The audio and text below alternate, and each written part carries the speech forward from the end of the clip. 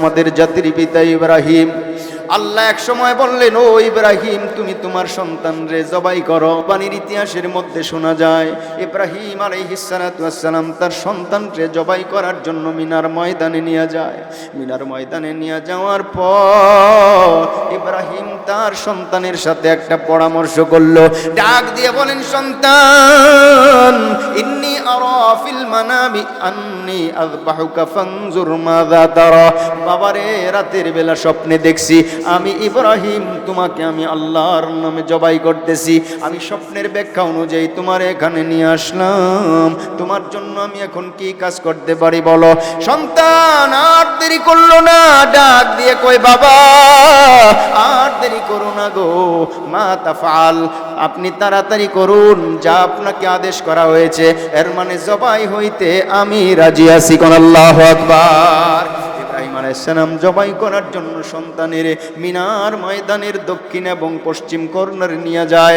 আজও হাজী সাহেবেরা যারা হজ করতে যায় গো, যেই জায়গার মধ্যে ইব্রাহিম তার সন্তানের শোয়াইছে জবাই করার জন্য, ওই জায়গার মধ্যে একটা ছোট্ট করে আজও মিনার আছে। এই মিনারটা রাস্তায় থেকে দেখা যায়। আমরা হাজী সাহেবদেরকে ওই মিনারটা দেখাই আর এই ইতিহাসটা বর্ণনা করি। আমার পয়গম্বর ইব্রাহিম তার সন্তান ইসমাইলকে ওই জায়গার মধ্যে শোয়াইছিল জবাই করার জন্য। ইব্রাহিম তার সন্তানের জবাই করার জন্য শোয়াই দিল। আমার আল্লাহ তাআলা ডাক দিয়ে বলেন, ইব্রাহিম আর দেরি করো না রে ইব্রাহিম, তোমার সন্তানও রাজি, তুমিও তো আমার হুকুমের প্রতি রাজি, আর দেরি করো না। ইব্রাহিম পয়গম্বর তার সন্তানের গলার মধ্যে ছুরি চালায়া দেয়। লম্বা ইতিহাস বলা আমার উদ্দেশ্য না। আমার উদ্দেশ্য হলো জোহরের নামাজটা কোত্থেকে আসলো। ও মুসলমান ভাই, গলার মধ্যে যখন ছুরি লাগায়া দেয়, উদ্দেশ্য হলো সন্তানকে আল্লাহর নামে জবাই করা, আল্লাহর নামে কুরবানি দেওয়া।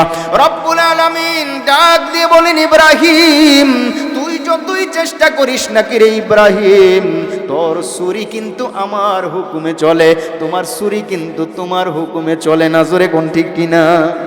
আল্লাহর হুকুমে ছুরি চলে। ইব্রাহিম দেখলেন গলাটা জবাই হয় না, ইচ্ছে করে তিনি রাগ করে মনের জিদে ছুরিটা দূরে ভালায় দিল। যেই পাথরের উপরে পড়েছে, পাথরটা কেটে টুকরা টুকরা হয়ে গেছে। কোন আল্লাহু আকবার। ইব্রাহিম বুঝতে পারলেন আমার ছুরিতে কোনো ধারের সমস্যা নাই। ইব্রাহিম আবার গিয়ে সেই ছুরিটা হাতের মধ্যে নিলেন, বললেন, বাবা রেডি হয়ে যাও, এক্ষুনি তোমার জবাই করা হবে। ইসমাইল রেডি হয়ে গেলেন ছুরির নিচে। ইব্রাহিম আলাইহিস সালাতু ওয়াস সালাম চক্ষু বন্ধ করলেন। উদ্দেশ্য হলো জবাই করার দৃশ্য দেখার পর আমি বাবা যদি সহ্য করতে না পারি, তাহলে তো আল্লাহর হুকুম অমান্য হয়ে যাবে। আমার যেন বিন্দু মাত্র মায়া না হয়, এজন্য আমি আমার সন্তানের দিকে তাকাবো না। চোখ বন্ধ করে যখন বিসমিল্লাহি আল্লাহু আকবার বলে ছুরিতে চাপ দিলেন, ইব্রাহিম আলাইহিস সালাম লক্ষ্য করলেন, আহারে হাতের মধ্যে গরম গরম রক্তের কেমন কেমন যেন একটু গরম গরম লাগে, রক্ত গরমের মতো লাগে। ইব্রাহিম কয়, আমার কাম সাকসেস হয়েছে, আমি আল্লাহর একজন শুকরগুজার বান্দা, আল্লাহর হুকুম পালন করে ফেলছি, এবার চোখ দিয়া তাকাইতে আর কোনো সমস্যা নাই। ইব্রাহিম চোখ খুলে লক্ষ্য করে দেখলেন গো, মানুষ তো জবাই হয় নাই, এখানে একটা দুম্বা জবাই হয়ে পড়ে আছে। আরে হলোটা কি? ডান দিকে তাকায় দেখেন তার সন্তান ইসমাইল সুন্দরভাবে দাঁড়ায় রয়েছে। আল্লাহু আকবার বলেন। হযরত ইব্রাহিম আলাইহিস সালাম আল্লাহকে ডাক দিয়ে কই, আল্লাহ এটা কেমন করে হলো গো, বুঝতে পারলাম না। সন্তান জবাই করার জন্য আনলাম, এখন দুম্বা জবাই হয়ে গেল, এই দুম্বা কোত্থেকে আসলো আমি তো বুঝতে পারলাম না। ডেকে বলছেন, ইব্রাহিম তুমি তোমার নিয়ত পূরণ করেছো রে ইব্রাহিম, তোমার নিয়ত অনুযায়ী যাজা দিয়েছি আমি আল্লাহ। জান্নাত থেকে দুম্বা পাঠিয়ে দিলাম, এই দুম্বা আজকে তোমার ছুরির নিচে জবাই হয়েছে। কোন আল্লাহু আকবার। ইব্রাহিম কয়, আল্লাহ আমি এই দুম্বা দিয়া কি করব? এখন এই দুম্বা কি করব? ফাযকুরুনি আযকুরকুম ওয়াশকুরুলি ওয়ালা তাকফুরুন। বান্দারে তুমি আমাকে স্মরণ করো, আমিও তোমারে স্মরণ করি, তুমি আমার জিকির করো, আমিও তোমার জিকির করি। বান্দার জিকির একরকম, আমার মাওলার জিকির হলো আরেক রকম। বান্দার জিকির হলো ফাযকুরুনি বিল ইবাদা, ইবাদতের মাধ্যমে বান্দা তুমি আমার স্মরণ করো রে, তুমি আমার স্মরণ করো ইবাদতের মাধ্যমে। আযকুরকুম বিন্নিআমা, আমি আল্লাহ তোমাকে স্মরণ করি নিয়ামত দেওয়ার মাধ্যমে। জোরে কোন সুবহানাল্লাহ। আল্লাহ বলেন যেই ব্যক্তি আমাকে স্মরণ করে আমি আল্লাহ কিন্তু তারে বলি না, আমি নিজেও তারে স্মরণ করি। আল্লাহ বলেন ও আমারে স্মরণ করে, আমি নিজেও তারে স্মরণ করি।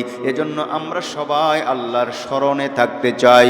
আল্লাহর স্মরণে থাকতে পারবো ততক্ষণ, ইবাদত বন্দেগী করব যতক্ষণ। রব্বুল আলামিন ডাক দিয়ে বলেন ফাযকুরুনি,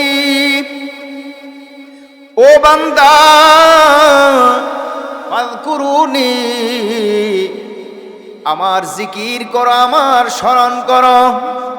দুনিয়ায় মানুষকে আল্লাহ তাআলা বলেছেন ওমা খালাকতুল জিন্না ওয়াল ইনসা ইল্লা লিয়াবুদুন, ইবাদতের জন্য আমি তোমাদেরকে বানাইলাম। এর মানে ইবাদত বলতে যত কিছু আল্লাহর হুকুম আছে সবগুলো হুকুম পালনের মাধ্যমে বান্দা আর আল্লাহকে স্মরণ করে।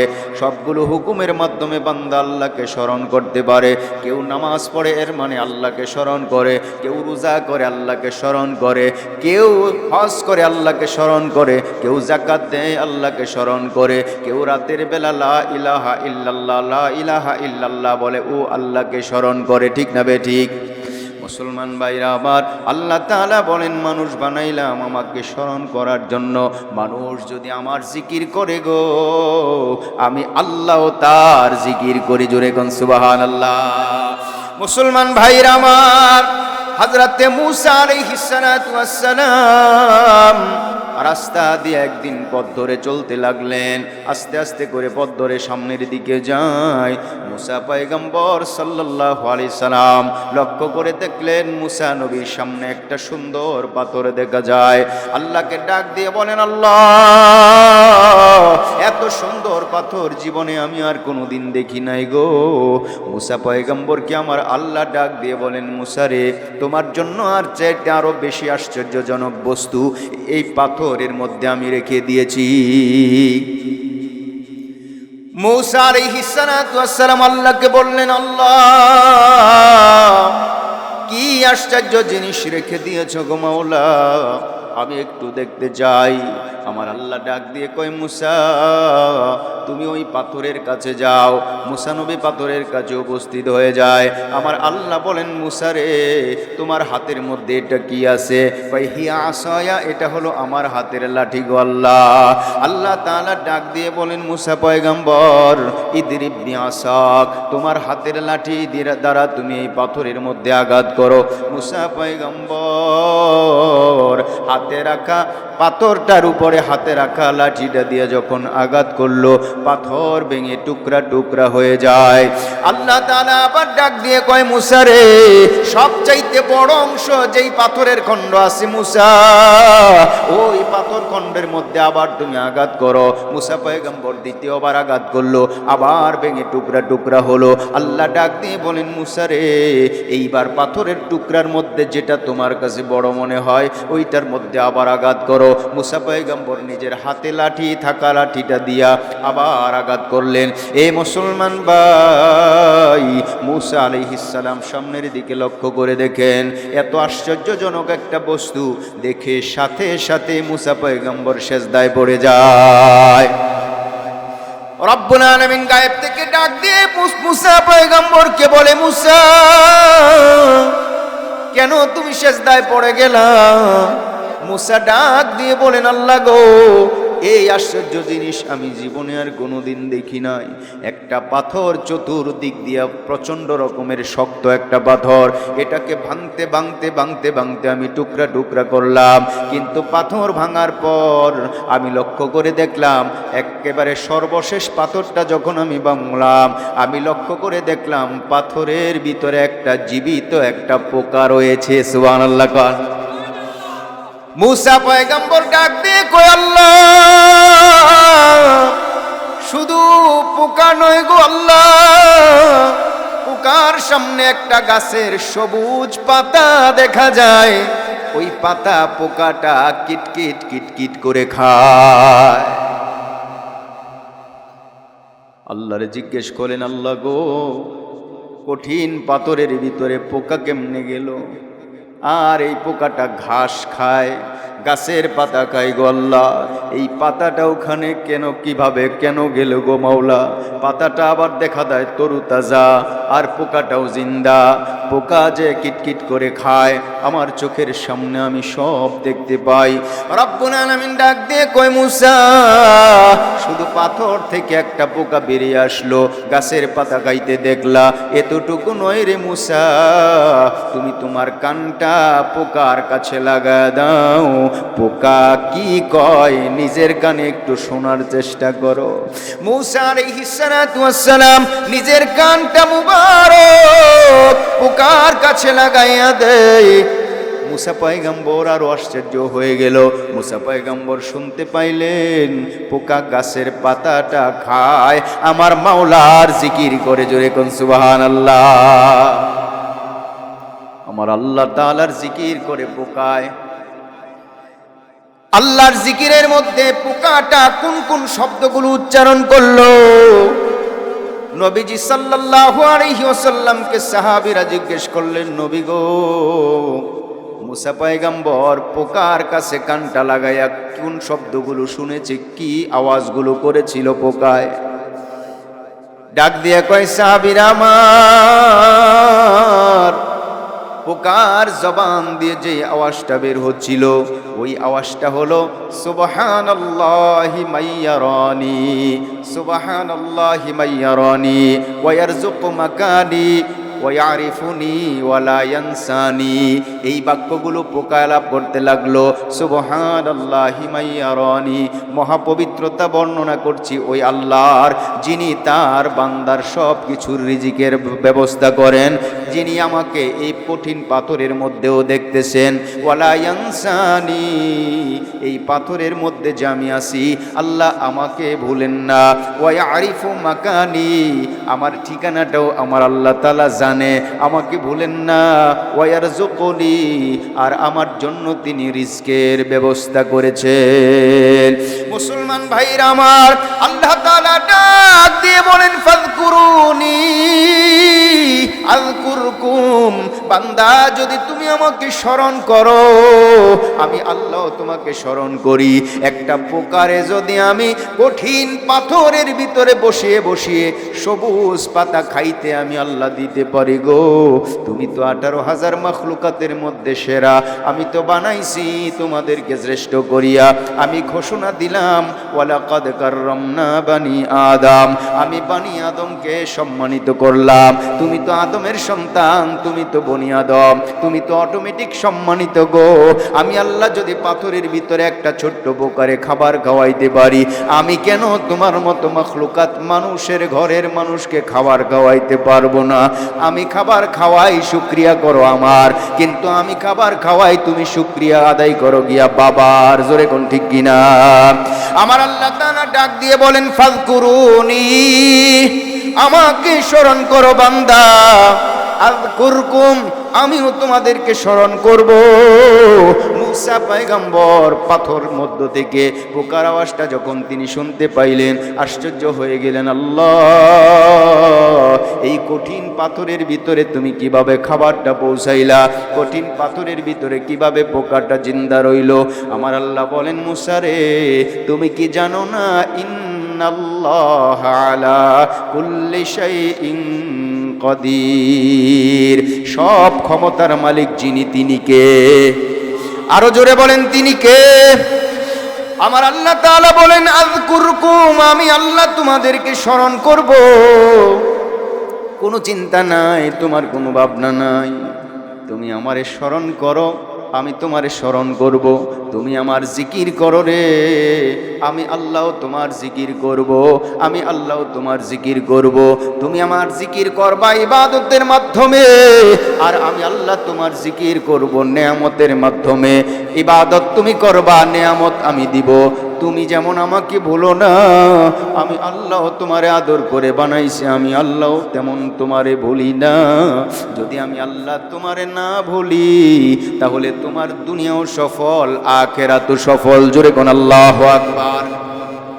মুসলমান ভাইরা আমার, আমরা যদি আল্লাহকে সব সময় দিলের মধ্যে স্মরণ রাখি, আমরা কিন্তু আল্লাহ বিরোধী কোনো কাজ করতে পারবো না। আমার দ্বারা কেউ আঘাত পাবে না, আমার দ্বারা কেউ কষ্ট পাবে না, আমার দ্বারা জমি নষ্ট হবে না, আমার দ্বারা অবৈধভাবে কোনো কিছু দখল হবে না, আমার দ্বারা মানুষে আঘাতপ্রাপ্ত হবে না, বঞ্চিত হবে না।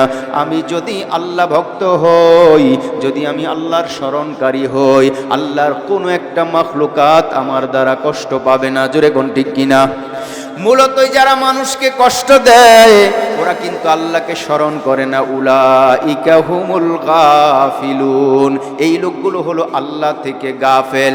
যারা আল্লাহওয়ালা, আল্লাহ ভক্ত, তারা কিন্তু কোনোদিন মানুষ হয়ে মানুষের কষ্ট দেয় না। আছে না নাই?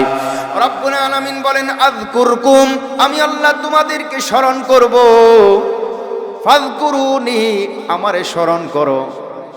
একটা পোকা হয়ে যদি আল্লাহকে এইভাবে স্মরণ করতে পারে, আল্লাহর জিকির করতে পারে, জিকিরের আওয়াজগুলো যদি এত শ্রুতি মধুর হয়, মুসা পয়গাম্বর কয় এই পোকারে কে শিখাইয়া দিল? তোর মাওলা তোরে খাবার দেয়, তুই এই শব্দগুলো বল। পোকা ডাক দিয়ে কয় সুবহানাল্লাযী মাইয়ারানি ওয়া ইয়ারিফু মাকানি ওয়া ইয়ারযুকুনি ওয়া লা ইয়ানসানি। পোকা এইভাবে করে মাওলার জিকির করে যায়, মাওলার জিকির করে যায়। আল্লাহ বলেন ফাযকুরুনি, আমার জিকির করো। ও বান্দা, মুসা পয়গম্বর পোকের মাঝখান থেকে, পোকের মুখ থেকে আওয়াজ শুনলো আমার জিকির করে। তুমি মানুষ হয়ে আমার জিকির কেন তুমি করবা না? কাজেই জিকির আমাদের করার দরকার আছে না নাই? আরো জোরে বলেন আছে না নাই? রব্বুল আলামিনের পয়গম্বর ডাক দিয়ে সাহাবীদেরকে বললেন, ও আমার সাহাবীরা শোনো, আল্লাহর জিকির যারা বেশি বেশি করে গো, আল্লাহ তাআলা তাদেরকে বিপদ আপদ থেকে রক্ষা করেন। ঠিক না বে ঠিক? নাকি বাবা লোকনাথে রক্ষা করে, নাকি গরিবুল্লাহ শাহ রক্ষা করে? ইমানের আওয়াজ দিয়া কোন কে রক্ষা করে বলেন? বলেন আল্লাহ। আমাকে লোকনাথে রক্ষা করতে পারে না, এমনকি আমার বাবাও রক্ষা করতে পারে না, এমনকি আমার মাজার ওলায় রক্ষা করতে পারে না। কোনো বাবা, মাজার, গাজা বাবা কেউ রক্ষা করতে পারে না। আমার যিনি রক্ষা করতে পারেন, বিপদ আপদ থেকে বাঁচাইতে পারেন, উনি আমার আল্লাহ, আমি তার গোলাম। জোরে কোন ঠিক কিনা? রব্বুল আলামিন বলেন আযকুরকুম, আমিও তোমার স্মরণ করি। আযকুরকুম, আমিও তোমার স্মরণ করি রে বান্দা। আমার আল্লাহ তাআলা তার বান্দারে যখন স্মরণ করে, আমার এই আল্লাহর বান্দা কোনো দিন বিপদে পড়ে না। ঠিক না ভাই? ঠিক। নূহ আলাইহিস সালাতু ওয়াস সালাম আল্লাহ রাব্বুল আলামিনের কাছে বললেন, আল্লাহ গো, রব্বি লা তাযার আলাল আরদি মিনাল কাফিরিনা দাইয়ারা। আল্লাহ, 950 বছর মানুষগুলোকে আমি দিনের দাওয়াত দিলাম, 950 বছর মানুষকে আমি দিনের দাওয়াত দিলাম। আপনি কয় বছর দিছি? 950 বছর নূহ নবী তার উম্মতদেরকে দিনের দাওয়াত দেয়। সবে মাত্র নবীর দাওয়াত পেয়ে মুসলমান হয়েছে মাত্র 80 জন। কয়জন? দাওয়াতের পরিমাণ কয়দিন? 950 বছর। 9 বছর না, 900 বছর। 950 বছর দাওয়াত দেওয়ার পর আল্লাহ রাব্বুল আলামিনকে ডাক দিয়ে বলেন, আল্লাহ গো, 950 বছর আমি দাওয়াত দিলাম, আমার দাওয়াতে মাত্র 80 জন মুসলমান হয়েছে গো আল্লাহ। 40 জন নারী, 40 জন পুরুষ, 80 জনের একটা কমপ্লিট সংখ্যা। আল্লাহ গো, নতুন করে যার বাড়িতে দাওয়াত নিয়ে যাই, ওরা তো আমার দাওয়াত গ্রহণ করে না, বরং উল্টা আরো আমারে গালাগালি করে, উল্টা আরো আমার বিরুদ্ধে খেপে যায়, উল্টা আরো আমাকে আঘাত করে গো আল্লাহ। 950 বছর ধরে দাওয়াত দিলাম, শুধুমাত্র 80 জন দাওয়াতে মুসলমান হলো। আমার মনে হয় আর মুসলমান কেউ বোধহয় হবে না, কারণ নবজাতক শিশু সন্তানের কাছেও যদি আমি যাই, তবুও আমি আঘাতের শিকার হই। রব্বুল আলামিন ডাক দিয়ে কয়, মুসা, আল্লাহ তাআলা ডাক দিয়ে বলেন, হে নূহ পয়গম্বর, তুমি দীর্ঘদিন মেহনত করলা রে, এখন আর মেহনতে কাজ হবে না, আমি আল্লাহর এলেমে আছে গো, এখন থেকে যত মানুষগুলো ভূমিষ্ঠ হবে, যত উম্মত তৈরি হবে, সবাই হবে না ফরমান, সবাই হবে না ফরমান, কেউ তোমার দিন আর গ্রহণ করবে না। সাথে সাথে আমার নূহ পয়গম্বর আল্লাহর কাছে দোয়া করলেন, আল্লাহ রব্বি লা তাযার আলাল আরদি মিনাল কাফিরিনা দাইয়ারা, আল্লাহ গো কাফেরদের একটা বংশধর তুমি দুনিয়ার মধ্যে রেখো না। জোরে কোন সুবহানাল্লাহ। তাদেরকে বেঁচে থাকার অবকাশ তুমি আল্লাহ দিও না। আল্লাহ ডাক দিয়ে কয়ে, নূহ পয়গম্বর, তাদেরকে যদি আমি সমূলে ধ্বংস করে দেই, তোমার সাথে যে 80 জন ইমানদার ইমান গ্রহণ করেছে রে নূহ, তোমার সাথে যে 80 জন কালেমা পড়েছে, তাদের অবস্থা কি হবে? নূহ পয়গম্বর কয়, আল্লাহ তুমি তো সব কিছুর ব্যাপার সব চাইতে ভালো বুঝো আল্লাহ। আমার আল্লাহ ডাক দিয়ে কই, নূহ রে একটা নৌকা বানাও রে, বিশাল মাঠের মধ্যে একটা নৌকা তৈরি করো, কিস্তি তৈরি করো। নূহ নবীরে বললেন কিস্তি তৈরি করো। নূহ পয়গম্বর জিজ্ঞেস করলেন, মাওলা গো এই শুকনা মৌসুমে প্রচণ্ড মরুভূমির মধ্যে আমি যদি নৌকা বানানো শুরু করে দেই, মানুষেরা আরো বেশি হাসাহাসি করবে, মানুষেরা আমাকে নতুন করে পাগলের সার্টিফিকেট দিবে, এজন্য আমি এই কাজটা কেমনে করবো গো আল্লাহ? রব্বুল আলামিন ডাক দিয়ে কয়, ও নূহ পয়গম্বর, আমি আল্লাহ যা আদেশ করেছি গো তুমি এটাই করো, বাকি কাজ কেমনে কি হবে সব কিছু আমি গুছাইয়া দেব। জোরে কোন সুবহানাল্লাহ। নূহ আলাইহিস সালাম নৌকা তৈরি করলেন, বিশাল বড় ইতিহাস, বিশাল বড় ইতিহাস। নূহ পয়গম্বর নৌকা তৈরি করার পর 80 জন মুসলমান নৌকার মধ্যে আরোহণ করলো। 80 জন মুসলমান নৌকার মধ্যে আরোহণ করলো। কারণ কি জানোনি? আমার আল্লাহ তাআলা ডাক দিয়ে বলেন, নূহ এই নূহ পয়গম্বর উম্মতদেরকে জানায় দাও, আগামী অমুক দিন অমুক বারে গোটা পৃথিবীটা বন্যা হয়ে যাবে, এমন কোনো মাটি কণা থাকবে না যেই মাটি কণা পানির উপরে ভেসে থাকবে।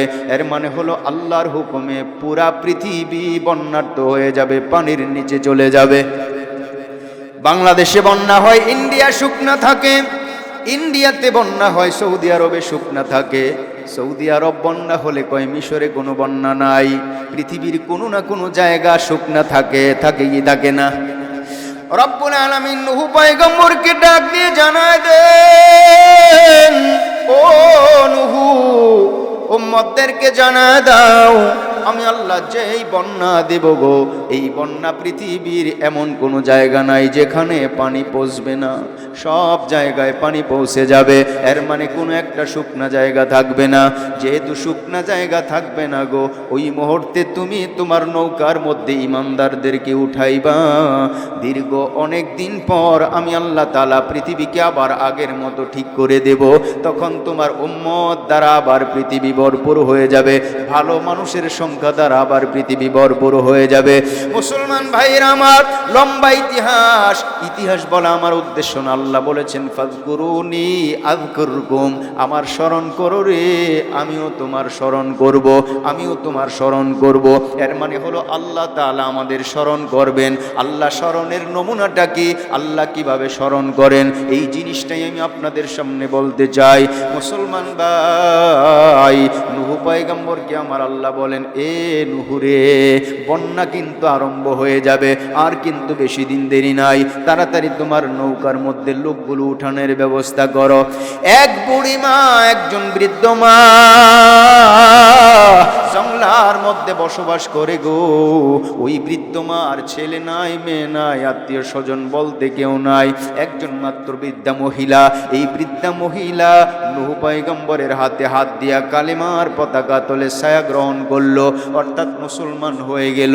মুসলমান হওয়ার পর নূহ পয়গম্বর শুনাইলেন, মা গো, আমার আল্লাহ তো বলেছেন গোটা দুনিয়াটা নাকি আল্লাহ পৃথিবীর পানির নিচে ফালায় দেবে, পানির নিচে নাকি গোটা দুনিয়া চলে যাবে। মা গো, ওই যে বন্যা শুরু হওয়ার সময় হচ্ছে গো মা, আমি আমার নৌকা রেডি রাখছি, আমার নৌকার মধ্যে তুমি আরোহণ কইরো, তোমাকে না নিয়ে কিন্তু আমি নৌকা ছাড়বো না। মা ডাক দিয়ে কয়, বাবা নুহু, তোমার প্রতি আমার অনুরোধ, যখন বন্যা শুরু হয়ে যাবে রে বাবা, যখন বন্যা শুরু হয়ে যাবে, আমাকে না নিয়ে কিন্তু তুমি নৌকাতে উঠবে না। জোরে কোন আল্লাহু আকবার। দেখো বাবা, তুমি নিয়ে আমার কথা বললা যাও, আমারে না নিয়ে কিন্তু নৌকা যাইও না। হযরত নূহ আলাইহিস সালাতু ওয়াস সালাম নৌকা রেডি করলেন, আল্লাহ তাআলা বন্যা দিয়ে দিলেন, চতুর্দিক থেকে পানি উত্তোলিত হতে লাগলো, চুলা থেকে শুরু করে সমুদ্র পর্যন্ত সব কিছু থেকে পানি বাড়তে লাগলো। পানি বাড়তে বাড়তে বাড়তে বাড়তে বাড়তে বাড়তে নূহ পয়গম্বরের নৌকা পর্যন্ত যখন পানি এসে পৌঁছে যায়, নূহ পয়গম্বর তখন তার 80 জন মুসলমানকে নৌকার মধ্যে উঠায়। একজন সন্তান, তার নাম হলো কেনান। নূহ নবীর একজন সন্তানের নাম কেনান। কেনানকে বললেন, বাবা রে, এখনো সময় আছে রে, তুমি কালেমা পড়ে মুসলমান হও। আমার প্রাণের ভাইয়েরা, নূহ নবীকে আল্লাহ তাআলা 4 জন পুত্র সন্তান দিয়েছিলেন, হাম, শাম, ইয়াফেস, কেনান। এই 4 জন পুত্র সন্তান দিয়েছিলেন। কেনান নামের যেই সন্তান আছে গো, এই সন্তান কালেমা পড়ে না, মুসলমান হয় না। জোরে কোন নাউজুবিল্লাহ। এ মুসলমান তকদিরে যদি না থাকে গো, নবীর ঘরে জন্ম হওয়ার পরেও বেঈমান থাকে। তকদির যদি ভালো হয়, কাফেরের ঘরে জন্ম হওয়ার পরেও কোনো কোনো মানুষ ইমানদার হয়। ইব্রাহিম আলাইহিস সালাতু ওয়াস সালাম আজর কাফেরের ঘরে জন্ম হয়েছিল। আজর কাফেরের ঘরে জন্ম হওয়ার পরেও তিনি শ্রেষ্ঠতম একজন নবী এবং জাতির পিতা ইব্রাহিম। জাতির পিতাকে, জাতির পিতাকে আরো জোরে বলেন, জাতির পিতাকে। এতদিন পর্যন্ত যাদেরকে জাতির পিতা বানাইছিলেন গো, এখন তওবা করেন, তওবা না করলে মুসলমান থাকবেন না। জাতির পিতার নাম কি? আবার বলেন, জাতির পিতার নাম কি? 16-17 বছর জাতির পিতার নাম কি, এই শব্দটা বক্তারা উচ্চারণ করতে পারে নাই। কারণ জাতির পিতা শেখ মুজিবুরের না বললে নাকি তাদের অপমান হয়। জাতির পিতা ইব্রাহিম। জাতির পিতা কে? ইব্রাহিম আলাইহিস সালাতু ওয়াস সালাম, যার ঘরে জন্ম হয়েছেন আজর কাফেরের ঘরে ইব্রাহিম আলাইহিস সালাম জন্ম হইলেন। তিনি শুধু ইমানদার নন, তিনি হলেন গোটা মিল্লাত মুসলমানদের জাতির পিতা। তিনি হলেন আল্লাহ তাআলার একজন নবী, ইব্রাহিম আলাইহিস সালাতু ওয়াস সালাম।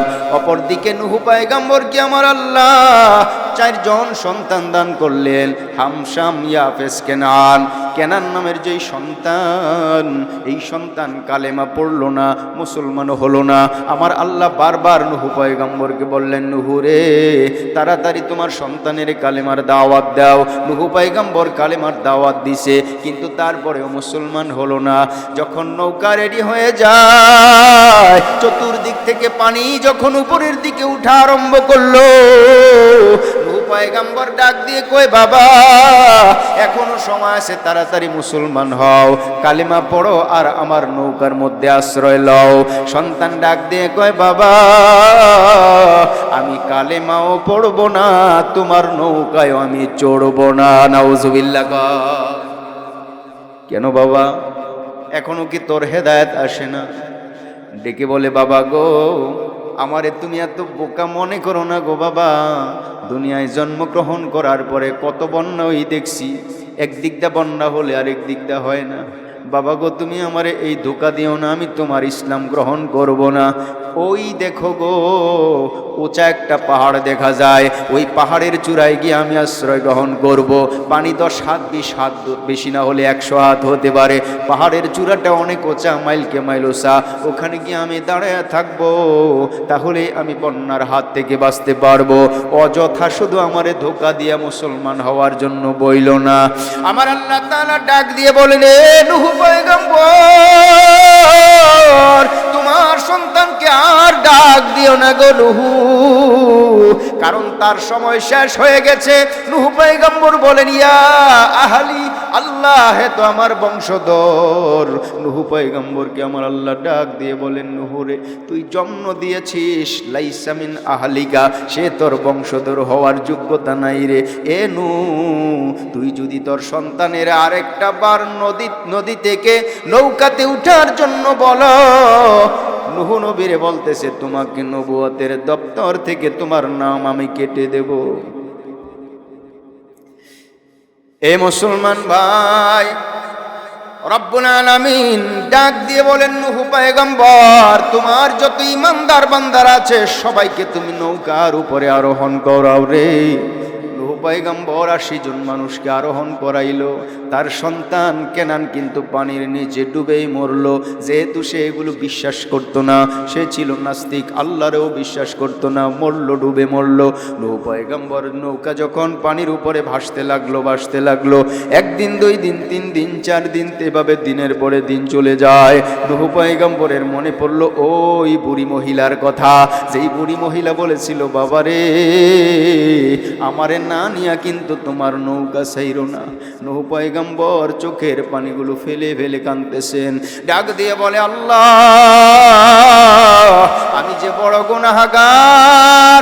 একজন বৃদ্ধা মহিলা, যার সাথে আমি ওয়াদা দিয়েছিলাম এই মহিলাকে না নিয়ে আমি নৌকা ছাড়বো না, আজকে এই মহিলাকে আমার মনে নাই। এই মহিলা কোথায় না কোথায় কি অবস্থায় আছে গো আল্লাহ। গোটা পৃথিবীটা তুমি পানির নিচে রাখলা, আজকে 6 মাস হয়ে গেল আল্লাহ। এই মহিলাটার জানি কি অবস্থা, এই মহিলার জানি কি অবস্থা আল্লাহ। মহিলার সাথে কমিটমেন্ট দেওয়ার পরে আমি রক্ষা করতে পারি নাই। আল্লাহ, মেহেরবানি করে তুমি আমারে মাফ করিয়ে দিও, আমারে তুমি গুনাহগার বানায়ও না। হযরত নূহ আলাইহিস সালাম 1 দিন 2 দিন 3 দিন, দিনের পরে দিন যায়। রব্বুল আলামিন পৃথিবীর পানিকে আবার আদেশ করলেন, পানি আগের মতো আবার সুন্দর জায়গায় চলে যাও, খালে চলে যাও, বিলে চলে যাও, নদীতে চলে যাও। এবার বন্যা দেওয়া শেষ। গোটা পৃথিবীতে যত মানুষ ছিল সবগুলো মরে শেষ হইছে, সবগুলো কাফের মরে শেষ হইছে। আল্লাহ বলেন, এবার বন্যা থেমে যাও। বন্যা থেমে গেল। নূহ পয়গম্বরের কিস্তিটা যদি পাহাড়ের উপরে এসে আটকে গেল। নূহ পয়গম্বর লক্ষ্য করে দেখলেন গো, নূহ পয়গম্বরের নৌকা থেকে মানুষগুলো নামার জন্য পাগল হয়ে গেল। রব্বুল আলামিন ডাক দিয়ে কয়, নূহ পয়গম্বর, তোমার উম্মতগুলোকে নৌকা থেকে নামায়া দাও, আর উম্মতগুলোকে বলো বিশ্বের বিভিন্ন জায়গায় ছড়িয়ে ছিটিয়ে বসবাস শুরু করে দিত। কারণ এখন যারা আছে গো গোটা দুনিয়ায় একটাও নাফরমান নাই, সবগুলো হলো পাক্কা ইমানদার। ঠিক না বে ঠিক? সব পাক্কা ইমানদার। নূহ আলাইহিস সালামের নৌকা থেকে মানুষগুলো নামলো। মানুষগুলো নামার পর নূহ পয়গম্বর মাথার ভিতরে একটাই চিন্তা, ওই মহিলাকে তো আমি আনতে পারলাম না, যেই মহিলা আমাকে বলেছিল, বাবারে, বন্যা যদি শুরু হয়ে যায় আমারে না নিয়ে কিন্তু তুমি যাইও না, আমার কথা কিন্তু ভুলে যাইও না। নূহ পয়গম্বর বলেন, আল্লাহ গো, আমি কি করলাম? মহিলারে তো আমি সাথে করে নিয়ে আসতে পারলাম না। দৌড় মারল, দৌড়। মহিলার বাড়ির দিকে নূহ পয়গম্বর দৌড়ায়া যায়। লোকেরা ডাক দিয়ে কয়, পয়গম্বর আপনি কোথায় যান? নূহ নবী ডাক দিয়ে কয়, ভাই, তোমাদের মতো একজন ইমানদার বৃদ্ধ বয়সী একজন নারী, একজন মহিলা, ওই মহিলার সাথে আমি কথা দিয়েছিলাম, ওই মহিলাকে আমি নৌকার মধ্যে আরোহণ করাবো, কিন্তু মহিলার কথা ভুলে গিয়েছি রে ভাই। আমি তো গুনাহগার হয়ে গেলাম, আমি তো ভুলে গেছি। আমি ওই মহিলার খোঁজ খবর নেওয়ার জন্য মহিলার বাড়িতে যাই। দৌড়ায়া মহিলার জঙ্গলের মধ্যে, কুটির ঘরের মধ্যে, ছোট্ট ছাউনির ঘরের মধ্যে নূহ পয়গম্বর দৌড়ায়া যায়। নূহ পয়গম্বর অনেক দূর থেকে আস্তে আস্তে করে আসতে লাগলো, হাঁপাইতে লাগলো, তিনি ক্লান্ত হয়ে গেছেন। মহিলা ডাক দিয়ে কই, বাবা আমার বুঝতে বাকি নাই রে বাবা, মনে হয় এখনই বন্যা শুরু হয়ে যাবে, আমিও রেডি আছি। জোরে কোন আল্লাহু আকবার। বলুন তো বন্যা কি শুরু হবে নাকি হইছিল? হযরত নূহ আলাইহিস সালাম মাথায় হাত দিয়ে বসে বললেন আর আল্লাহকে বললেন, আল্লাহ কিছুই তো বুঝতে পারলাম না গো, 6টা মাস আমার নৌকা গোটা পৃথিবীর পানির নিচে ছিল, গোটা দুনিয়াটা পানির নিচে ছিল, আমার নৌকা পানির উপরে ছিল, আমি তো বুঝতেই পারলাম না। এই মহিলা এইমাত্র ঘর থেকে বের হওয়ার জন্য রেডি হয়েছে, ও নাকি আমার সাথে নৌকাতে উঠবে। আল্লাহ গো আমি তো কিছুই বুঝলাম না, তার ঘরের একটা পাতা নষ্ট হলো না, তার ঘরের একটা ছাউনি নষ্ট হলো না, এই মহিলা বুঝতেই পারলো না যে দুনিয়াতে বন্যা হয়ে গেছে, এটা কেমন করে হলো গো আল্লাহ? রব্বুল আলামিন ডাক দিয়ে কই, নূহ পয়গম্বর তুমি জানো না এই মহিলার স্বামী নাই, সন্তান নাই, আত্মীয় স্বজনের প্যারা নাই, আত্মীয় স্বজনের ঝামেলা নাই গো, এই মহিলা সারাটা সময় আমি আল্লাহর জিকিরের মধ্যে কাটাইয়া দেয়। আমার বান্দি জিকিরের মধ্যে পড়ে যখন সেজদায় পড়ে রইল, আমার এই বান্দিকে না নিয়া তুমি নৌকা ছেড়ে দিলা, দুনিয়ার কেউ না জানুক আমি সব কিছু জানি, আমি সব কিছু জানি রে নূহ পয়গম্বর। এজন্য আমার এই বান্দি আমাকে স্মরণ করছে জিকিরের মাধ্যমে, আর আমার এই বান্দিকে আমি স্মরণ করছি বন্যা থেকে বিরত রাখার মাধ্যমে। ফাযকুরুনি আযকুরকুম ফাযকুরুনি আযকুরকুম ওয়াশকুরুলি ওয়ালা তাকফুরুন। মুসলমান ভাইরা আমার, তাহলে নূহ পয়গম্বরের এই মহিলা ডাক দিয়ে বলছেন, বাবা বন্যা বুঝি শুরু হয়ে গেল রে বাবা, আমি কি নৌকাতে ওঠার জন্য রেডি হয়ে আসবো নাকি? নূহ পয়গম্বর চোখের পানিগুলো ছেড়ে দিয়ে কয়, মা গো এতদিন তুমি কোথায় ছিলে গো মা? কি হয়েছে বাবা? মা গো গোটা দুনিয়া তো পানির নিচে পড়ে আসিল, তুমি কোথায় ছিলা গো মা? মহিলাকে আমি তো কিছুই জানি না, আমি তো কিছুই বুঝতেই পারলাম না। আল্লাহু আকবার বলেন, কিছুই বুঝতে পারলাম। আল্লাহ তাআলা নূহ পয়গম্বরকে ডাক দিয়ে বলেন, ও নূহ পয়গম্বর, মহিলা বুঝবে কেমনে রে? মহিলা আমার জিকিরের মধ্যে ছিল, আর আমি মাওলা তার জিকিরের মধ্যে ছিলাম। মুসলমান ভাইরা আমার, ফাযকুরুনি আযকুরকুম ওয়াশকুরুলি ওয়ালা তাকফুরুন। শুকুর গুজার করো বান্দা, কুফরি করো না, শুকুর গুজার করো। ওয়াশকুরুলি, শুকুর গুজার করো। বান্দা তুমি কেন আমার না শুকরিয়া করো? আজকে যদি আপনাকে জিজ্ঞেস করা হয় কেমন আছেন, হুজুর বেশি ভালো না, এমন লোক আছে না নাই? আসলে লোকটাও কৃতজ্ঞ। একটা ডাক্তারের কাছে যদি বলা হয়, ডাক্তার সাহেব কেমন আছেন, কয় হুজুর বালা না, আগের মতো বেচা কিনা নাই। এর মানে হলো ডাক্তার মনে মনে কয়, রোগে যদি এলাকার মানুষ পাইকারি দরে মরা শুরু হইতো তাহলে আমার জন্য বড় ভালো ছিল, কারণ রোগীর সংখ্যাও বাড়তো, আমার ব্যবসাও বাড়তো। এখন রোগী নাই, আর মানে রোগ নাই, ব্যবসাও হয় না, কয় হুজুর ভালো না, আছে না নাই? এ মুসলমান, বাজারে ব্যবসা করে বাড়ি ঘরের মালিক, বড় বড় অট্টালিকা বিল্ডিং, বিভিন্ন জায়গায় তার জমি কেনা আছে, ফ্ল্যাট নেওয়া আছে, ছেলে মেয়েও ভালো এস্টাবলিশ, ইনকাম খুব আসতেছে।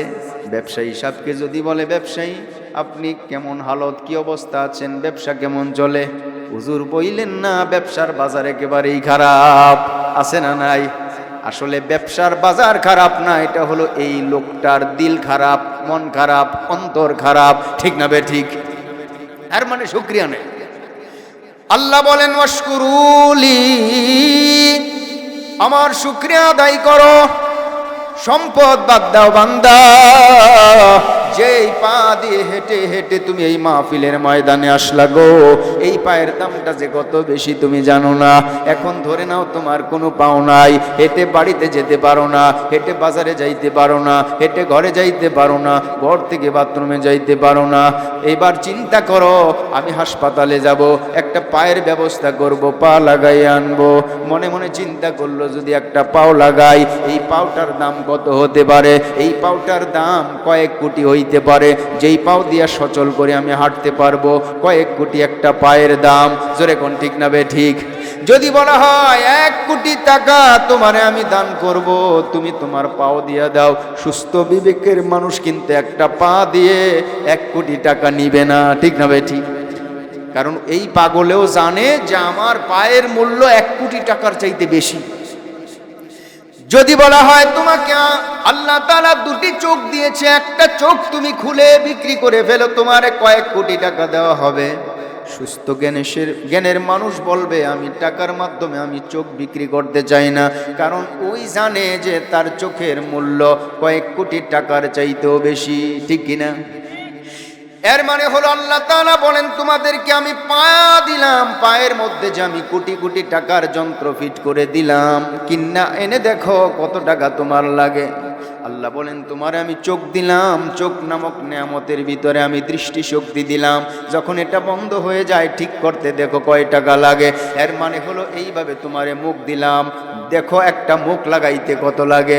তোমাকে আমি দাঁত দিলাম, দেখো দাঁত বাইন্ডিং করতে কত লাগে। তোমারে আমি ঘ্রাণ শক্তি দিলাম, যদি নাক কেউ কেটে নেয় ঘ্রাণ শক্তি নাই, এবার বুঝো তোমার ঘ্রাণ শক্তির কত দাম।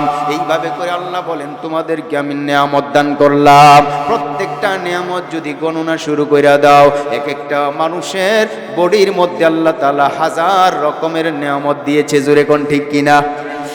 একটা মানুষকে আল্লাহ তাআলা যেই নিয়ামতগুলো দান করলেন, এই নিয়ামতগুলোর দাম কিন্তু 1 লক্ষ 2 লক্ষ টাকায় হয় না, কোটি কোটি টাকা, অসংখ্য টাকা, অগণিত টাকা। টাকার মাধ্যমে মানুষ কোটি টাকা দিলেও নিজের জান দিতে রাজি হয় না, কারণ টাকার কাছে জান আরো অনেক বেশি মূল্যবান। আল্লাহ বলেন, বান্দারে আমি কিন্তু এই সব কিছু তোমারে দিলাম, আমি বাৎসরিক ট্যাক্স চাইলাম না, আমি বাৎসরিক চাঁদা চাইলাম না, মাসিক ভাড়া চাইলাম না, গোটা জীবনের জন্য তোমার কাছে আমি কোনো কিছু বোনাস চাইলাম না, দিয়া রাখছি তোমার চলাফেরা আরামের জন্য, সুবিধার জন্য। দেখতে সুবিধা হবে, খাইতে সুবিধা হবে, ঘ্রাণ নিতে সুবিধা হবে, হাঁটতে সুবিধা হবে। বান্দা তোমার কাছে এতটুকুই চাই, এগুলো ব্যবহার কর, এগুলো দিয়া চল, আর আমি আল্লাহকে স্মরণ কর, আমি আল্লাহর নাফরমানি করিস না। আল্লাহ বলেন, ওয়াশকুরুলি, এত কিছু আমি বান্দা তোমারে দিলাম, ওয়াশকুরুলি, আমার শুকরিয়া আদায় কর। ওয়ালা তাকফুরুন, কুফরি করবি না, না শুকরিয়া করবি না। এখন নাই, আবার হবে, আল্লাহ তাআলাই দিবে। ধৈর্য ধারণ করো, আর কও আলহামদুলিল্লাহ, আর বলো আলহামদুলিল্লাহ। আলহামদুলিল্লাহ বললে আল্লাহ খুশি হয়ে যায়। আল্লাহ বলেন, লা ইন শাকারতুম লা আযীদান্নাকুম ওয়া লা ইন কাফারতুম ইন্না আযাবি লাশাদীদ। বান্দারে বেশি বেশি আমার শুকরিয়া আদায় করো। লা ইন শাকারতুম, যদি তুমি আমার শুকরিয়া আদায় করো, লা আযীদান্নাকুম, আমি আল্লাহ তাআলা তোমাকে বাড়ায়া দেব। ও বান্দা, ওয়ালা ইন কাফারতুম ইন্না আযাবি লাশাদীদ, যদি আমার না শুকরিয়া আদায় করো রে, ইন্না আযাবি লাশাদীদ, জেনে রাখো আমি আল্লাহ যেমন বড়, আমার শাস্তিটাও কিন্তু এমনই বড়। আমি আল্লাহ যেমন বড়, আমার আঘাতের চাপটাও কিন্তু তত বড়। এটা তোমরা সাবধান দেখো। এ মুসলমান ভাই, রব্বুল আলামিন ডাক দিয়ে জানায় দেন, এ মুসলমান, ফাযকুরুনি আযকুরকুম, আমাকে স্মরণ করো তো আমি আল্লাহ তোমাকে স্মরণ করি গো। নামাজ পড়লে আল্লাহর স্মরণ হয় কি হয় না? রোজা করলে আল্লাহর স্মরণ হয় কি হয় না? আউয়ালু মা ইউহাসাবু বিহিল আবদু ইয়াউমাল কিয়ামাতিস সালাহ, বান্দার নামাজের হিসাব সর্বপ্রথম গ্রহণ করা হবে। নামাজের হিসাব যেই ব্যক্তি দিতে পারবে, নবী আমার ফরমান, এই ব্যক্তিকে আল্লাহ তাআলা অন্য সবগুলো হিসাব তার জন্য সহজ করে দিবেন। হাসতে হাসতে সে জান্নাতের মেহমান হয়ে যাবে। কোন আল্লাহু আকবার। লা খাউফুন আলাইহিম ওয়ালা হুম ইয়াহজানুন। রব্বুল আলামিন ডাক দিয়ে বলেন, লা তাকনাতু মির রাহমাতিল্লাহ, আমার রহমত থেকে তুমি নৈরাশ হয়ো না।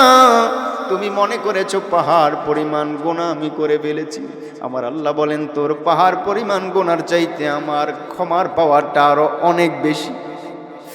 লা তাকনাতু মির রাহমাতিল্লাহ, আমার রহমত থেকে নৈরাশ হয়ো না।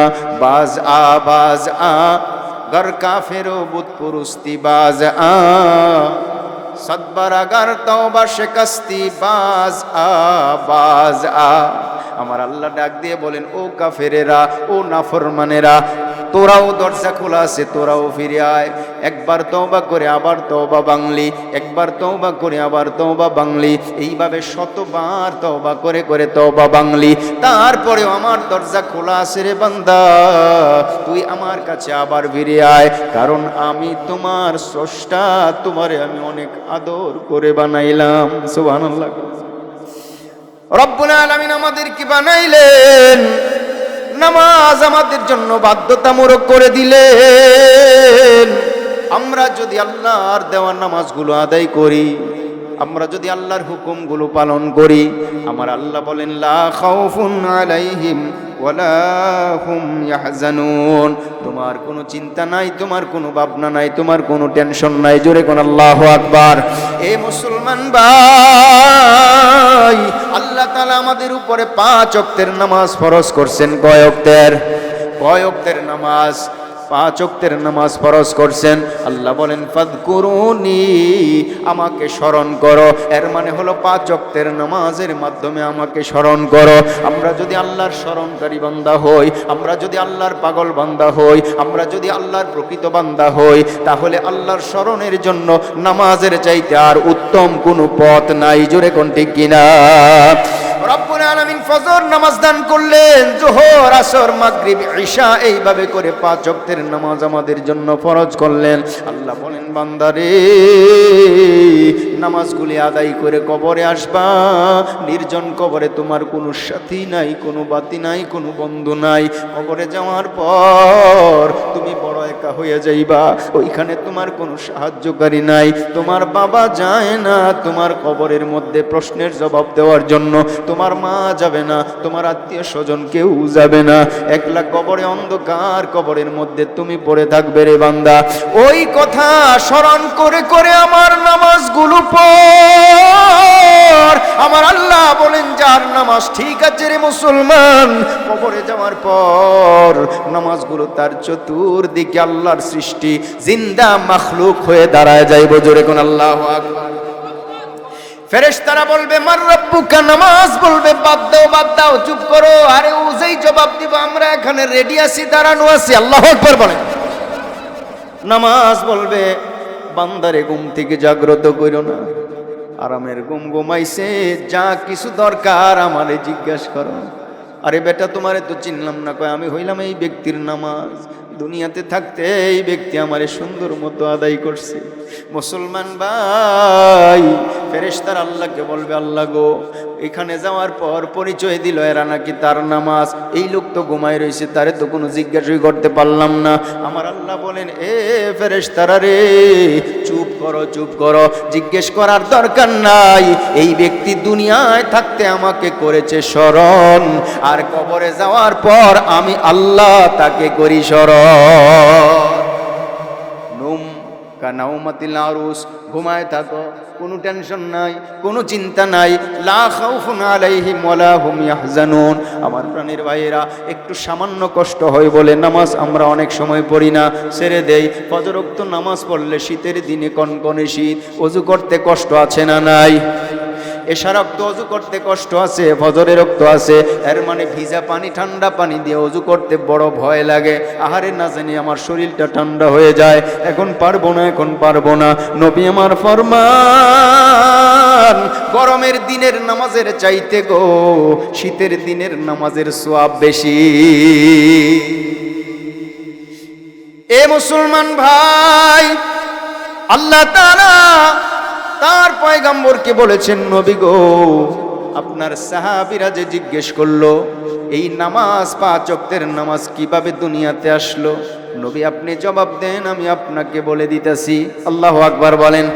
একদিন নবীর সাহাবীরা কয়, নবী গো ফজরের নামাজ কেমনে আইলো, জোহরের নামাজ কেমনে আসলো, আসরের নামাজ কেমনে আসলো, মাগরিবের নামাজ কেমনে আসলো, এশার নামাজ কেমনে আসলো, হাকিকতগুলো আমাদেরকে একটু বলে দেন। এক একটা নামাজ কিভাবে দুনিয়াতে আসলো, প্রচার হলো, জারি হলো, আমাদেরকে বলে দেন। আমি অল্প সময়ের ভিতরে 5 ওয়াক্তের নামাজ দুনিয়াতে জারি হওয়ার কমপ্লিট কথাগুলো বলবো, আপনাদের রাজি আছেন না নাই? এ মুসলমান, আমি কষ্ট দেব না রে ভাই। হযরতে আদম আলাইহিস সালাতু ওয়াস সালামকে আমার আল্লাহ তাআলা জান্নাতের মধ্যে তৈরি কইরা জান্নাতের মধ্যে থাকতে দিলেন, আর বললেন, আদম রে উসকুন আনতা ওয়া যাওজুকাল জান্নাহ, তুমি আর তোমার স্ত্রী জান্নাতের মধ্যে থাকো, আর যা খুশি তা খাও, যা খুশি তা পান করো, যেথায় খুশি সেথায় যাও। এখানে কোনো নিয়ম কানুন নাই, এখানে কোনো সংবিধান নাই, এখানে কোনো পুলিশ নাই, এখানে কোনো বাধা ধরা কোনো কিছুই নাই। আমার অঢেল নেয়ামত আছে, তুমি যা খুশি ওইভাবেই ভোগ করো। আদম তোমার জন্য আমি আল্লাহ একটা আদেশ করে যাই, এই আদেশের কথাটা কিন্তু তুমি ভুলবা না রে আদম। আদম ডাক দিয়ে বলেন, আল্লাহ তোমার আদেশ আমি কোনোদিন ভুলবো না গো আল্লাহ, তাড়াতাড়ি তোমার আদেশটা কও। আমার আল্লাহ ডাক দিয়ে কয়, বান্দারে লা তাকরাবা হাদিহিশ শাজারাতা। সূরা বাকারার মধ্যে আল্লাহ ঘোষণা দিয়েছে, এই কথাটা বলছেন, লা তাকরাবা হাদিহিশ শাজারা, বান্দা ওই গাছটার কাছেও যাইও না, শুধু একটা মাত্র আদেশ আমার, ওই গাছটার কাছে যাইও না, আর যা কিছু আছে সব খাও, পান করো, সব তোমাদের জন্য ওপেন করে দিলাম। আমার আদম পয়গম্বর আমাদের সকলের পিতা, was the first man came to this world of ours with that responsibility. Adam হলেন আমাদের সবার আদি পিতা, জোরে গণ ঠিক কিনা? দুনিয়াতে প্রথম এসেছিলেন বিভিন্ন দায়িত্ব কর্তব্য নিয়া।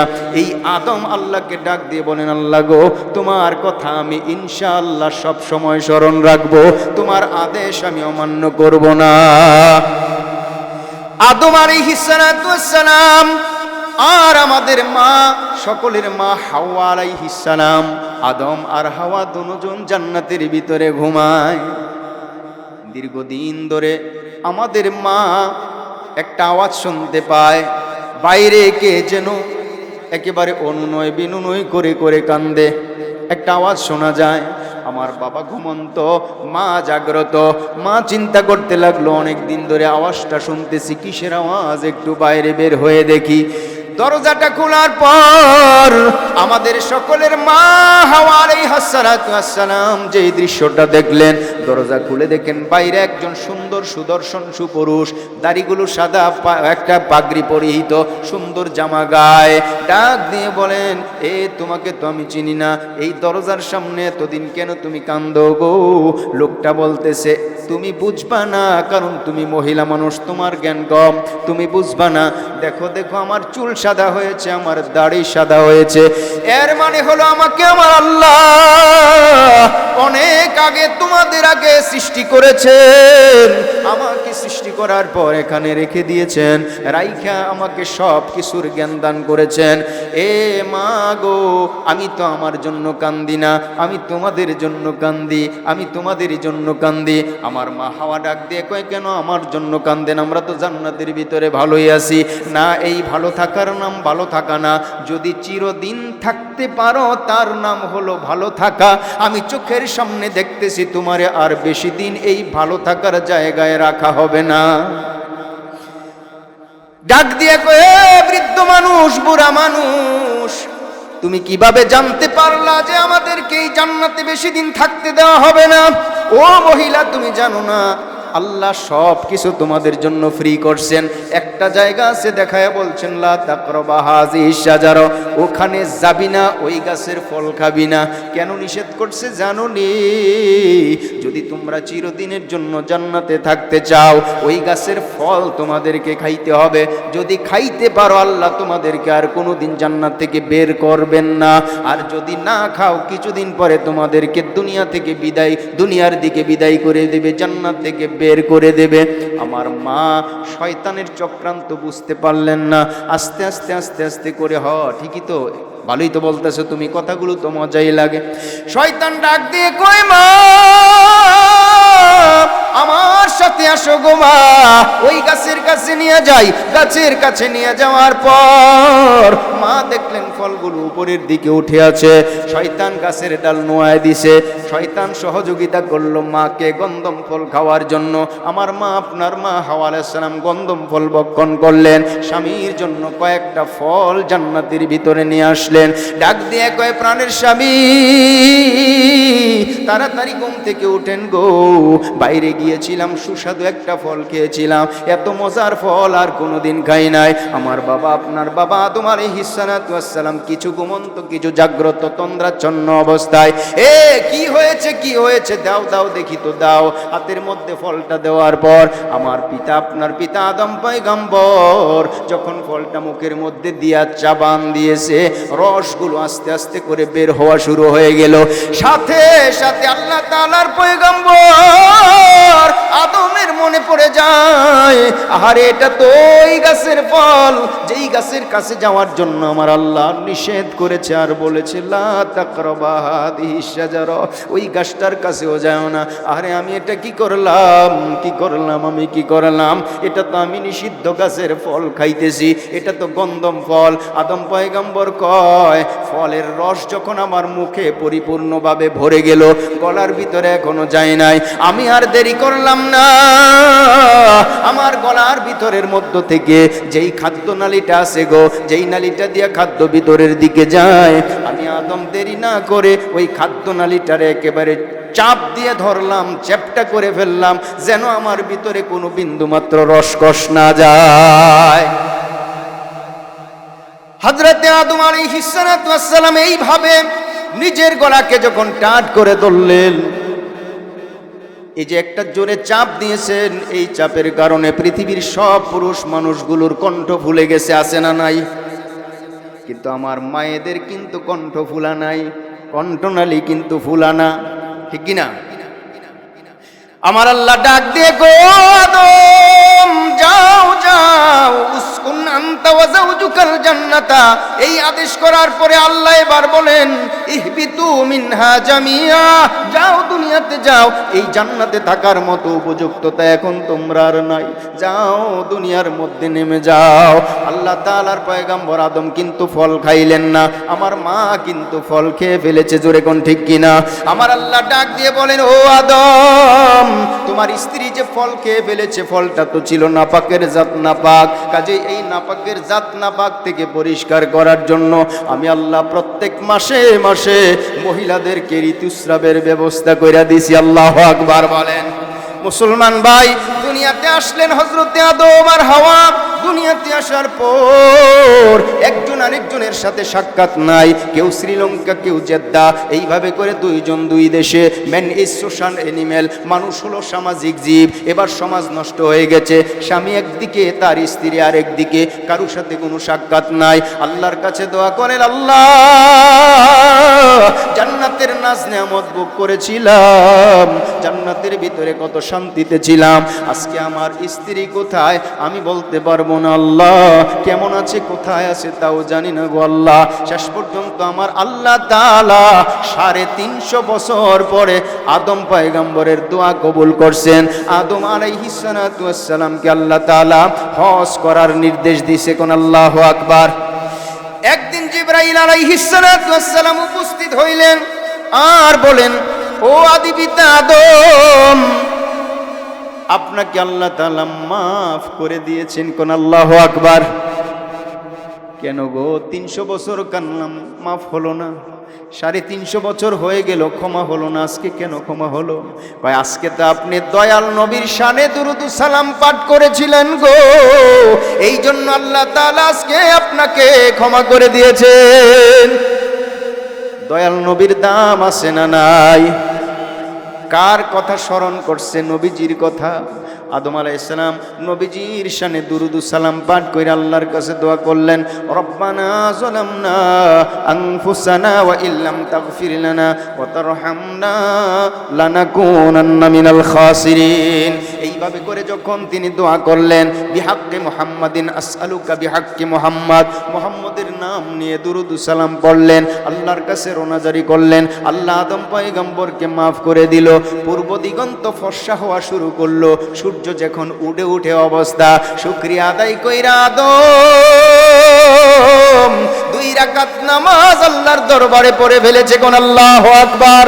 আল্লাহ ডাক দিয়ে বলেন, দুনিয়ার মানুষ রে, আদম পয়গম্বরের এই স্মৃতিটা ধরে রাখার জন্য আমি ফজরের রক্ত 2 রাকাত নামাজ ফরজ করে দিয়েছি। মুসলমান ভাইরা আমার, হযরত ইব্রাহিম আলাইহিস সালাতু ওয়াস সালাম, আমাদের জাতির পিতা ইব্রাহিম, আল্লাহ এক সময় বললেন, ও ইব্রাহিম তুমি তোমার সন্তানরে জবাই করো। বাণীর ইতিহাসের মধ্যে শোনা যায়, ইব্রাহিম আলাইহিস সালাতু ওয়াস সালাম তার সন্তানরে জবাই করার জন্য মিনার ময়দানে নিয়ে যায়। মিনার ময়দানে নিয়ে যাওয়ার পর ইব্রাহিম তার সন্তানের সাথে একটা পরামর্শ করলো, ডাক দিয়ে বলেন, সন্তান, ইন্নী আরা ফিল মানামি আন্নী আযবাহুকা ফানজুর মাযা তারা। বাবারে, রাতের বেলা স্বপ্নে দেখছি আমি ইব্রাহিম তোমাকে আমি আল্লাহর নামে জবাই করতেছি। আমি স্বপ্নের ব্যাখ্যা অনুযায়ী তোমার এখানে নিয়ে আসলাম, তোমার জন্য আমি এখন কি কাজ করতে পারি বলো? সন্তান আর দেরি করলো না, ডাক দিয়ে কই, বাবা আর দেরি করো না গো, মা তাফআল, আপনি তাড়াতাড়ি করুন, যা আপনাকে আদেশ করা হয়েছে, এর মানে জবাই হইতে আমি রাজি আছি। কোন আল্লাহু আকবার।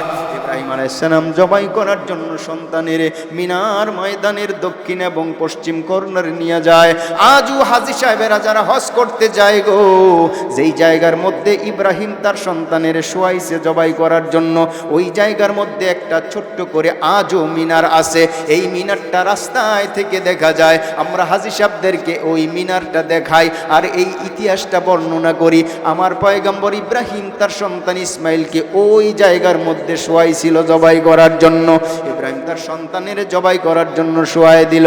আমার আল্লাহ তাআলা ডাক দিয়ে বলেন, ইব্রাহিম আর দেরি করো না রে ইব্রাহিম, তোমার সন্তানও রাজি, তুমিও তো আমার হুকুমের প্রতি রাজি, আর দেরি করো না। ইব্রাহিম পয়গম্বর তার সন্তানের গলার মধ্যে ছুরি চালায়া দেয়। লম্বা ইতিহাস বলা আমার উদ্দেশ্য না, আমার উদ্দেশ্য হলো জোহরের নামাজটা কোত্থেকে আসলো। ও মুসলমান ভাই,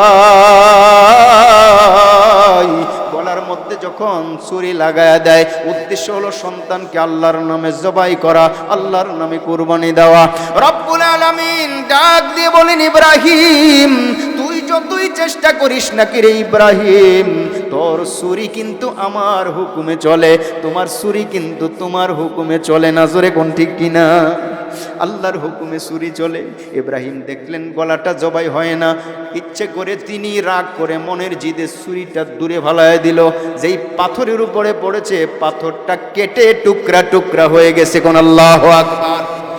ইব্রাহিম বুঝতে পারলেন আমার ছুরিতে কোনো ধারের সমস্যা নাই। ইব্রাহিম আবার গিয়ে সেই ছুরিটা হাতের মধ্যে নিলেন, বললেন, বাবা রেডি হয়ে যাও, এক্ষুনি তোমার জবাই করা হবে। ইসমাইল রেডি হয়ে গেলেন ছুরির নিচে। ইব্রাহিম আলাইহিস সালাতু ওয়াস সালাম চক্ষু বন্ধ করলেন, উদ্দেশ্য হলো জবাই করার দৃশ্য দেখার পর আমি বাবা যদি সহ্য করতে না পারি তাহলে তো আল্লাহর হুকুম অমান্য হয়ে যাবে, আমার যেন বিন্দু মাত্র মায়া না হয়, এজন্য আমি আমার সন্তানের দিকে তাকাবো না। চোখ বন্ধ করে যখন বিসমিল্লাহি আল্লাহু আকবার বলে ছুরিতে চাপ দিলেন, ইব্রাহিম আলাইহিস সালাম লক্ষ্য করলেন, আহারে হাতের মধ্যে গরম গরম রক্ত রক্তের কেমন কেমন যেন একটু গরম গরম লাগে, রক্ত গরমের মতো লাগে। ইব্রাহিম কয় আমার কাম সাকসেস হয়েছে, আমি আল্লাহর একজন শুকরগুজার বান্দা, আল্লাহর হুকুম পালন করে ফেলছি, এবার চোখ দিয়া তাকাইতে আর কোনো সমস্যা নাই। ইব্রাহিম চোখ খুলে লক্ষ্য করে দেখলেন গো, মানুষ তো জবাই হয় নাই, এখানে একটা দুম্বা জবাই হয়ে পড়ে আছে। আরে হলোটা কি? ডান দিকে তাকায় দেখেন তার সন্তান ইসমাইল সুন্দরভাবে দাঁড়ায় রয়েছে। আল্লাহু আকবার বলেন। হযরত ইব্রাহিম আলাইহিস সালাম আল্লাহকে ডাক দিয়ে কই, আল্লাহ এটা কেমন করে হলো গো, বুঝতে পারলাম না, সন্তান জবাই করার জন্য আনলাম, এখন দুম্বা জবাই হয়ে গেল, এই দুম্বা কোত্থেকে আসলো আমি তো বুঝতে পারলাম না। ডেকে বলছেন ইব্রাহিম তুমি তোমার নিয়ত পূরণ করেছো রে ইব্রাহিম, তোমার নিয়ত অনুযায়ী যাজা দিয়েছি আমি আল্লাহ, জান্নাত থেকে দুম্বা পাঠায় দিলাম, এই দুম্বা আজকে তোমার শরীর নিচে জবাই হয়েছে। কোন আল্লাহু আকবার। ইব্রাহিম কয় আল্লাহ আমি এই দুম্বা দিয়া কি করব, এখন এই দুম্বা কি করব? আল্লাহ ডাক দিয়ে বলেন ইব্রাহিম কুরবানির গোশত একা একা খাওয়া যায় না রে, সমাজের মানুষকে ভাগ বন্টন করে দিয়ে খাইতে হয়। হুজুর আল্লাহ আমি এই দুম্বার গোশত দিয়ে কি করব? আল্লাহ ডাক দিয়ে বলেন ইব্রাহিম রে, দুম্বার গোশত মক্কায় নিয়ে যাও, মক্কাতে যত মানুষ আছে গো প্রত্যেকের ঘরে ঘরে ভাগ বন্টন করে বিলিয়ে দাও, আর তুমি নিজেও খাও। জোরে কোন সুবহানাল্লাহ। ইউনূস আলাইহিস সালামকে মাছের পেটে, যখন তিনি মাছের পেটের মধ্যে ছিলেন, তখন আল্লাহর কাছে দোয়া করলেন, আল্লাহ তুমি যদি আমারে ক্ষমা না করো, তুমি যদি আমারে মাফ না করো, দুনিয়ার কেউ আমাকে দেখবে না, মাফ করতে পারবে না। রব্বুল আলামিন তুমি আমারে মাফ করে দাও। ইউনূস পয়গম্বর তার জাতিকে দাওয়াত দিতে দিতে দিতে দিতে এক রকমের অসহ্য যন্ত্রণায় পড়লেন। আল্লাহ তাআলা ডাক দিয়ে কই ইউনূস রে, মুসলমান যারা হচ্ছে রে তাদেরকে বলে দাও তাদের জন্য সুসংবাদ, যারা মুসলমান হয় না তাদের জন্য দুঃসংবাদ। আমি আল্লাহ তাআলা পুরা এলাকার মধ্যে গজব দিব। মুসা তখন তখন ইউনূস নবী কয় তোমাদের মধ্যে গজব হবে, গজব আসবে। এই কথা বলার পর ইউনূস নবী একা একা দেশ ছেড়ে চলে যাচ্ছিল, কারণ এই দেশে গজব আসলে ভালো মানুষও মরবে, খারাপ মানুষগুলোও মরবে, ঠিক না বে ঠিক? এজন্য তিনি, যেহেতু আল্লাহ ঘোষণা দিয়েছেন, এজন্য তিনি আর দেরি করলেন না, তার সন্তান তার স্ত্রী নিয়ে এই দেশ ছেড়ে হিজরত করে অন্য কোথাও যাওয়ার জন্য রওনা দিলেন। পথের মধ্যে দীর্ঘ রাস্তা পার হওয়ার পর একটা সমুদ্র পথ পড়ে, সমুদ্র পথে পাড়ি দেওয়ার জন্য তিনি সমুদ্রের স্টিমারের মধ্যে চড়ল। স্টিমারের মধ্যে চড়ার পর দীর্ঘ ইতিহাস এর পিছনে চলে গেছে, স্টিমারের মধ্যে তিনি একা একা চললেন, সন্তান স্ত্রী যা আছে সবাই পানির মধ্যে পড়ে গিয়েছিল, একা একা ইউনূস নবী স্টিমারের মধ্যে চলল। স্টিমার যখন মাছ দরিয়ায় যায়, নৌকাটার সামনের দিকে যায় না, শুধু ঘুরপাক খায়, ঘুরপাক খায়, ঘুরপাক খায়। লোকেরা কয় কি রে, কি ব্যাপার বুঝতে পারলাম না, নৌকা তো সামনের দিকে যায় না, আমরা সবাই বিপদের মধ্যে পড়ে গেলাম। একজন আল্লাহওয়ালা ছিলেন নৌকায়, ডাক দিয়ে কয় ও মাঝি ভাই, আমার মনে হয় তোমার নৌকার মধ্যে একজন নাফরমান আছে, যেই নাফরমানের কারণে নৌকার এখন সামনের দিকে যায় না। ঘোষণা দেওয়া হলো আমার নৌকায় কে নাফরমান আছো গো, মেহেরবানি করে বলো, একজনের জন্য 10 জনের কষ্ট দিও না, নাফরমানকে তাড়াতাড়ি তোমার নাম কও। ইউনূস নবী হাত উঠাইলো, বলল ভাই আমার মতো নাফরমান আর আল্লাহর জগতে না, কেউ বিশ্বাস করে না। আরে এটা তো নবী, চেহারা জলজল করতেছে, এই যদি কয় আমার মতো নাফরমান দুনিয়াতে নাই, কেউ বিশ্বাস করে না, আমরা বিশ্বাস করি না। লটারি দেওয়া হলো, লটারির মধ্যে সব চাইতে নাফরমান, মালিকের বাড়ি চুরি কইরা মালিকের কাছে না বলে পালিয়ে যাচ্ছে এমন এক গোলাম। ইউনূস নবীর নাম বারবার উঠে, বাধ্য হয়ে এবার ইউনূস নবীকে তারা পানির মধ্যে ছেড়ে দিল, কারণ ইউনূস নবীর না ছাড়লে বাকি লোকগুলো নাজাত পায় না। ইউনূস নবীরে যখন পানির মধ্যে ছাড়লো, আমার আল্লাহ তাআলা একটা মাছকে আদেশ করলেন, ও মাছ যাও, তাড়াতাড়ি যাও রে, আমার ইউনূস পয়গম্বর পানির মধ্যে হাবুডুবু খাক, এটা আমি চাই না, কারণ আমি তার নবুয়তি দান করলাম, আমি তো তার প্রিয় একজন রব, সে আমার একজন প্রিয় নবী, কাজেই তাড়াতাড়ি যাও, মাছ তুমি তোমার পেটের মধ্যে ইউনূস নবীর জন্য বাসা বাড়ি তৈরি করে দাও। জোরে কোন সুবহানাল্লাহ। মাছ গিলে ফেললো, গিলে ফেলার পর বিশাল বড় মাছটা ইউনূস নবীকে নিয়ে গোটা পৃথিবীটা বেশ কয়েকবার চক্কর দিয়েছে।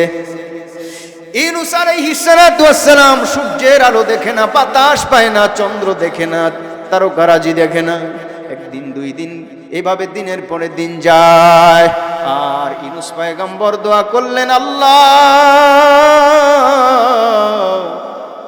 তুমি আমারে মাফ করো, লা ইলাহা ইল্লা আনতা সুবহানাকা ইন্নী কুনতু মিনাজ জালিমিন। এই দোয়া ইউনূস নবী বারবার বলতে লাগলো। এজন্য এই দোয়াটারে বলা হয় দোয়া ইউনূস নবীর দোয়া। জোরে কোন সুবহানাল্লাহ। রব্বুল আলামিন দোয়া কবুল করলেন, আর ডাক দিয়ে বললেন, যদি ইউনূস পয়গম্বর দোয়া না করতো লালাবিসা ফি বাতনিহি ইলা ইয়াউমি ইউবাসুন, কিয়ামত পর্যন্ত ইউনূস নবী মাছের পেটের ভিতরে থাকতে হতো। ইউনূস নবীর দোয়া কবুল হয়ে গেল। মাছ তাকে বমি করে দিল। সমুদ্রের পাড়ে যখন ইউনূস নবী উঠার পরে তার চামড়াগুলো 40 দিনে খসখস হয়ে গেছে। মশা ধরে, মাছি ধরে, বড় রকমের কষ্ট পায়। বেহেশতি ফল লাউ গাছ এনে ইউনূস নবীর উপরে আল্লাহ তাআলা লাগায় দেয়, সাথে সাথে লাউ ধরে পরিপূর্ণ হয়ে যায়। ইউনূস নবী এই লাউ গাছের নিচে পড়ে পড়ে আল্লাহর জিকির করে। কয়েকদিনের মধ্যে ইউনূস নবীর চামড়া আবার আগের মতো সুন্দর হয়ে যায়, শক্ত হয়ে যায়।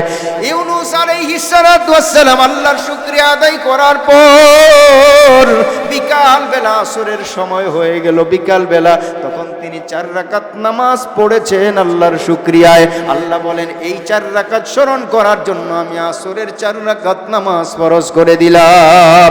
মুসলমান ভাইরা আমার, আর 2 রাকাত নামাজের খবর আমাদের সামনে আছে।